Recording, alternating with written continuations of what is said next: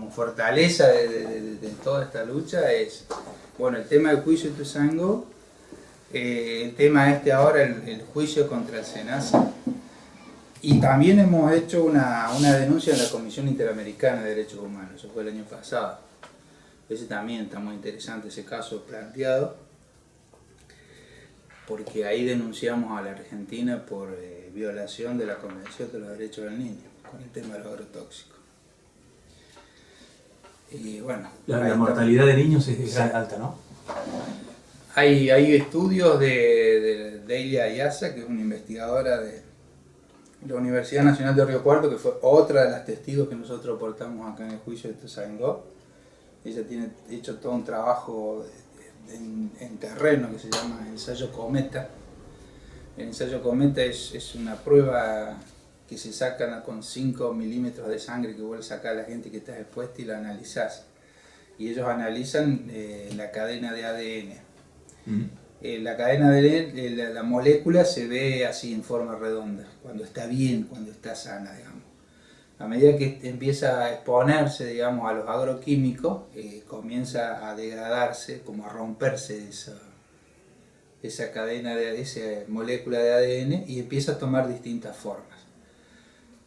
La teoría es que si esa molécula se aleja de la fuente contaminante, por ejemplo el agroquímico, la persona se va, deja de vivir en el campo y se va a la ciudad, el cuerpo tiene capacidad para regenerarse y se recompone sola, esa molécula dañada. Ahora, si la persona permanece en el lugar y sigue, este es lo de los fenómenos de las exposiciones crónicas, cuando vos estás expuesto a un agente contaminante por largo plazo, digamos. Bueno, en el caso de la gente que vive en los pueblos, que tienen muchas de esas exposiciones periódicas, digamos, en este caso las fumigaciones, que se repiten año a año, llega una instancia que la molécula empieza a desfigurarse y adopta al límite máximo la forma del ensayo cometa, la cola del ensayo cometa, por eso es que se llama. Esa célula ya no se recompone más, ya no se regenera más, y es lo que termina en una célula maligna, y es lo que termina generando después un cáncer, un problema de enfermedad. Y eso se produce a temprana edad, eso. A cualquier edad. Todo lo que están expuestos, a chicos, grandes, más. Un estudio que hizo esta investigadora en Río Cuarto, en Marcos Juárez, ella pudo establecer que los chicos que viven pegados al campo y aquellos que viven hasta 1000 metros del campo, o sea, hacia adentro de la población, 10 cuadras adentro, tienen el mismo nivel de afectación del ADN que los chicos que están pegados al campo. Este es otro fenómeno que te explica por qué la gente que vive en cercanía del campo está mucho más expuesta, digamos. Bueno, hay toda una cuestión también de fenómenos climáticos que inciden sobre la fumigación, la temperatura, el viento, la deriva, digamos, son todos estos productos. Hay algunos que tienen capacidad de volatilizar fuertemente, por ejemplo el dicamba, el 2,4-D, estos son productos muy gaseosos, o sea, a alta temperatura se elevan y permanecen flotando en el ambiente. Entonces, pues a la menor brisa se trasladan y caen, digamos, después a la noche en la población. Y eso es lo que empieza de alguna forma a justificar la aparición de la enfermedad. Son los famosos pueblos fumigados, ¿verdad? Claro. Por eso se le llama pueblos fumigados, porque directamente les cae el veneno sobre sus cuerpos. Bueno, los testimonios de las madres hablaba de esto, de las sensaciones que ellos tenían después de que pasaba el avión, del olor, los dolores de cabeza, irritación en los ojos, sequedad de la garganta, sabor a metal en la boca, digamos. Todo eso son características propias de una fumigación, digamos. Y bueno, cuando vos estás expuesto en forma crónica, es decir, a largo plazo, eso, las enfermedades no se manifiestan como cáncer al momento de la fumigación, sino que esto aparece a largo plazo. Entonces, los primeros fenómenos que se ven, que aparecen como patología, como síntomas, son la fiebre, el dolor de cabeza, y después empiezan a aparecer, digamos, las enfermedades más graves, como la leucemia, la malformación, el aborto espontáneo. Coméntame, Darío, vamos a empezar por el caso emblemático, digamos, Dale. de Ituzaingó, digamos. Dale. Donde más información hay, donde se llegó a encarcelar, digamos, a la gente que fumigaba, a la gente que dueño del... Bueno, el caso de Ituzaingó arranca en el año 2008, el 1 de febrero del 2008.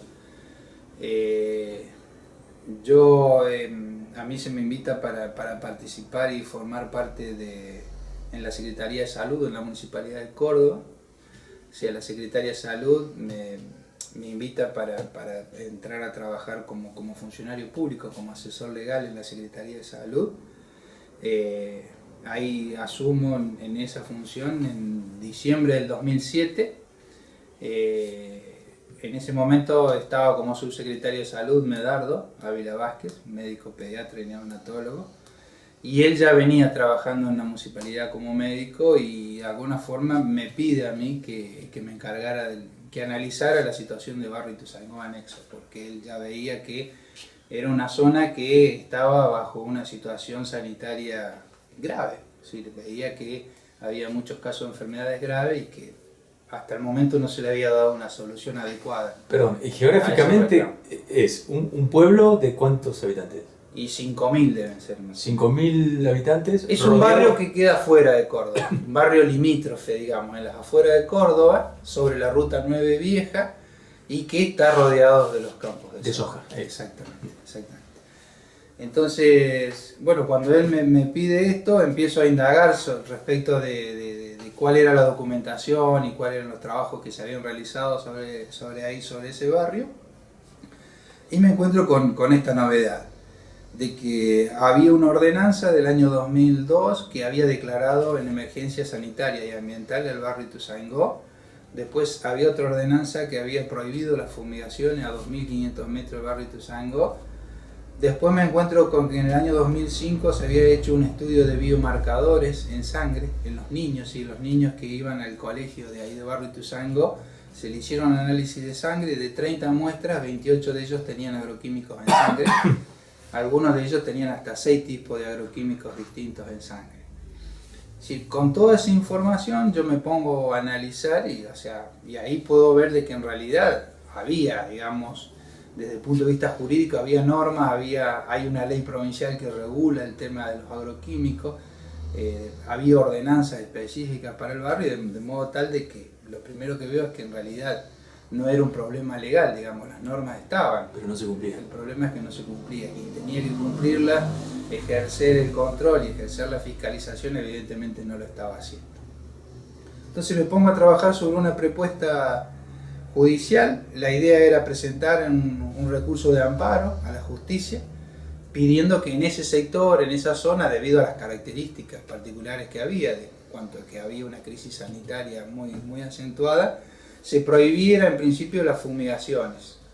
La idea era que esa prohibición fuera por 2 años, que se hiciera un relevamiento epidemiológico para ver cuál era la realidad del pueblo, y después convocaron a una audiencia pública para que se discutiera qué es lo que correspondía hacer con esos campos que veíamos nosotros como el principal factor o fuente de contaminación y causal de las enfermedades de ahí, de ese barrio. Bueno, todo enero me pongo a trabajar sobre esta propuesta judicial. Acordamos con los vecinos, fuimos a una reunión con los vecinos ahí en el barrio, en la escuela del barrio, y le propusimos a ellos que, como ellos venían denunciando de que a pesar de que estaban todas estas normativas y que el Estado no las hacía cumplir, requerimos que si ellos advertían de que había algún hecho de fumigación en ese momento, nos pusieran en conocimiento a nosotros para que procediéramos a hacer algún tipo de presentación. Y el día 1 de febrero del 2008, la directora del dispensario de ahí de barrio Ituzaingó se comunica telefónicamente con nosotros y nos informa de que en el barrio había un avión que estaba fumigando los campos cerca de barrio Ituzaingó. Bueno, automáticamente con el subsecretario de Salud fuimos a tribunales e hicimos una denuncia penal. ¿Y cómo se demuestra eso? ¿Le sacás una foto? ¿Cómo haces? Y no, bueno, en ese momento hubo testimonio de los vecinos. Sí, hoy digamos, con la experiencia y con el recorrido que hicimos en ese juicio, uno tiene mucho más herramientas, digamos, para salir a defender este tipo de situaciones. Igual incluso que con la moderna telefonía y todo lo demás, podés filmar, hacer videos, tomar fotografías, digamos. Pero en ese momento fue interesante porque al momento que hacemos la denuncia penal, ya ahí también se generó una discusión interesante con el fiscal, por ejemplo, que se negaba a recibir esa denuncia penal, porque claro, en principio él entendía de que no había delito, porque estábamos hablando de una actividad, como es la actividad de las fumigaciones, que no es una actividad prohibida, sino que está permitida. Es más, los productos que se utilizan son productos que están aprobados por el Estado. Entonces, y es más, hay una norma que es provincial y que te dice en qué condiciones vos tenés que llevar a cabo esa actividad. Es decir, tenés que tener en cuenta condiciones climáticas, distancia y todo lo demás, digamos, pero no está prohibida la actividad. Entonces, hubo toda una discusión ahí, el fiscal que no quería tomarla a la causa, hasta que, bueno, se genera toda una discusión y, bueno, el médico, digamos, poniéndole, digamos, énfasis en base a su profesión, un poco logra de alguna forma increpar a los fiscales, decir, ¿cómo puede decirme usted que no hay delito acá cuando todos los chicos se me están muriendo de cáncer? Dice, nos están matando todos, nos están envenenando, dice. Todos estos productos son todos altamente tóxicos, dice, y no puede ser que acá no haya delito. Y bueno, lo cierto es que después, a partir de esa denuncia, nosotros inmediatamente hicimos una presentación y nos constituimos como querellante particular. El querellante particular es aquel que participa y coadyuva la tarea de investigación junto al fiscal. Fue admitida la participación del querellante, también esto fue toda una discusión, porque normalmente el querellante particular tiene que ser un damnificado directo del delito que vos estás denunciando. En este caso, trasladándolo al caso de Ituzaingó, únicamente podía haber sido un querellante particular, un vecino del barrio de Ituzaingó, y no en este caso, que quien estaba actuando era el subsecretario de Salud. Pero bueno, con los fundamentos que nosotros dimos, como por ejemplo que era obligación de la Secretaría de Salud garantizar el derecho a la salud de todos los habitantes de Córdoba, con esos argumentos pudimos ser aceptados como querellante particular.